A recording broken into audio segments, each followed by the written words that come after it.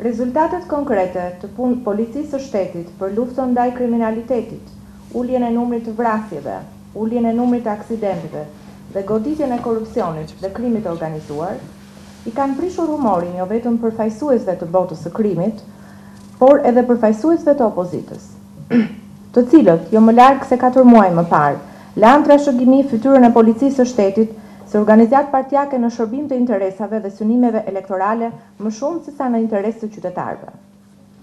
Me një sulm të koordinuar, të bazuar në mashtrime dhe fakte të trilluara, deputet të opozitës, ditët e fundit, janë duke u përpjekur për të dhënë në dyshim rezultatet e punës së policisë, duke shtuar me shpifje shifrat e kriminalitetit.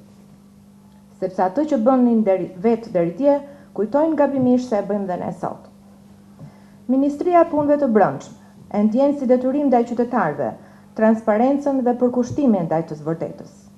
Policia e shtetit, jo vetëm që nuk po i fsheh asgjë publikut, por është duke ndërmarrë reforma të sistemit të atilla që do të garantojnë rritjen në maksimum të transparencës dhe komunikimin me publikun. Konkretisht, deputet të opozitës kanë akuzuar sot se policia ka fshehur 3 ngjarje të ndodhura gjatë 2 ditëve të fundit. Krejtësisht e pavërtet, dhe gazetarët mund të vërtetojnë lehtësisht këtë gjë. Mjaftojnë të kontrollojnë komunikatat për shtyp të ditëve të fundit, ku do të gjejnë të 3 rastet e përmendura nga opozita. 1. Partia Demokratike pretendon se kemi fshehur plagosjen ndaj shtetasit me inicialet IK, gënjeshtër. Policia e shtetit ka shpërndarë komunikat në media, ku njoftohet se në datën 16 janar, shtetasi me inicialet IK, 19 vjeç, është plagosur me një mjet mprehës në qendër të Kamzës dhe është dërguar në spitalin ushtarak në gjendje të rëndë shëndetësore, në rrezik për jetën. Policia ka identifikuar autorin dhe i ka shpallur atë në kërkim. Kjo është komunikata e shpërndar dje nga Policia e Tiranës dhe informacioni i tretë në radhë i përket pikërisht ngjarjes së mësipërme, të cilën policia ka komunikuar mediave. Sot në orën 9:30, shtetasi me inicialet IK ka ndruar jetë në spital nga plagët e mara. Kjo është komunikata e lëshuar nga policia që informon për vdekjen e shtetasit me inicialet IK. 2. Partia Demokratike pretendon se kemi fshehur vjedhjen e shtetasit me inicialet AC, gënjeshtër. Policia e shtetit ka shpërndarë komunikat në media, ku njoftohet se në datën 16 janar, në fshatin Torovic, shtetasi me inicialet AC ka denoncuar se 2 persona të pa-identifikuar që lëviznin me një automjet ngjyrë blu i kanë kërkuar të ndihmonte për t'i rimorkuar me makinë dhe më pas i kanë vjedhur një shumë prej 900.000 lekësh. Kjo është komunikata e shpërndar dje nga Drejtoria e Policisë së Qarkut Lezhë, ku informohet për këtë ngjarje. 3. Partia Demokratike pretendon se kemi fshehur atentatin ndaj shtetasit me inicialet AS, gënjeshtër.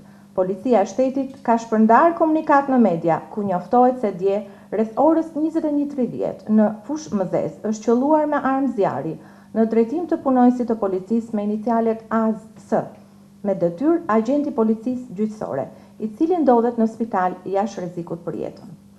Edhe kjo ngjarje është pasqyruar në komunikatën e sotme të policisë së Tiranës. Sqarojmë se për të treja këto ngjarje, materialet hetimore janë referuar në organin e prokurorisë, gjë që e bën akoma më të pamundur fshehjen e tyre. Gjithçka u paraqit më lart vërteton përtej çdo dyshimi se Ministria e Punëve të Brendshme dhe Policia e Shtetit nuk kanë as më të voglin synim për të fshehur realitetin e kriminalitetit në vend, aq më keq akoma për të manipuluar shifrat e veprave penale.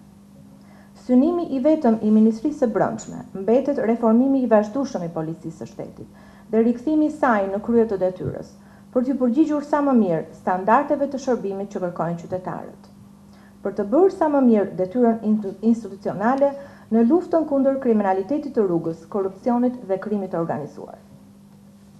Na vjen keq që kemi prishur rehatinë atyre që deri dje e mbanin veten të paprekshëm, përfshirë këtu pushtetarët e deridjeshëm, opozitarët e sotëm.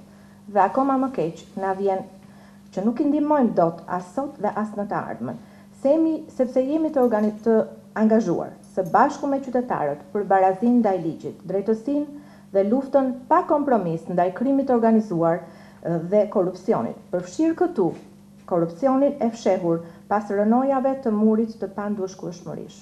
Faleminderit. Ndërkohë, po ashtu, bëjmë dije që të gjitha adresat e emaileve janë në një dokument prej 7 faqesh, e cila tregon adresat e emailit ku të gjithë njoftimet për shtyp janë dërguar nga Ministria e Punëve të Brendshme. Ju faleminderit.